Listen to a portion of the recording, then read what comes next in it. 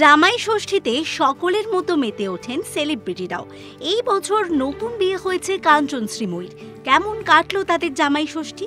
জামাই ষষ্ঠীর খাওয়া দাওয়া আনন্দের মাঝেও শ্রীময়ী ক্ষোভ উগরে দিলেন কাঞ্চনের ওপর। কয়েক মাস হলো বিয়ে হয়েছে, এর মধ্যেই কিসের আক্ষেপ শ্রীময়ীর? জামাই ষষ্ঠীতে বেশ আদর করে কাঞ্চনকে লুচি, ছোলার ডাল, কাতলা মাছের মাথা থেকে পোলাও, মাংস সবই পাতে সাজিয়ে দিয়েছিলেন কাঞ্চনের শাশুড়ি। এরই মাঝে কাঞ্চনকে নিয়ে অভিযোগ করে বসলেন শ্রীময়ী। বউকে ছেড়ে কাজে এতটাই ব্যস্ত যে অভিমান হয়েছে শ্রীময়ীর। কাজের জন্য এখনো শ্রীময়ীকে নিয়ে হানিমুনে যাননি কাঞ্চন। শ্রীময়ী মজা করে বলেছেন, এরকম পরিস্থিতি থাকলে তিনি ডিভোর্সও দিতে পারেন। বউয়ের অভিমান ভাঙাতে গান জুড়ে বসেন কাঞ্চন।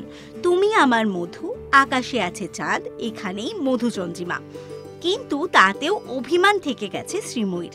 তিনি জানিয়েছেন যে তিনি উপহার পেতে বেশ ভালোবাসেন, কিন্তু কোনো অকেশনেই কাঞ্চন মনে রাখতে পারে না, তাই গিফটও পাওয়া যায় না বলে অভিযোগ করেছেন শ্রীময়ী।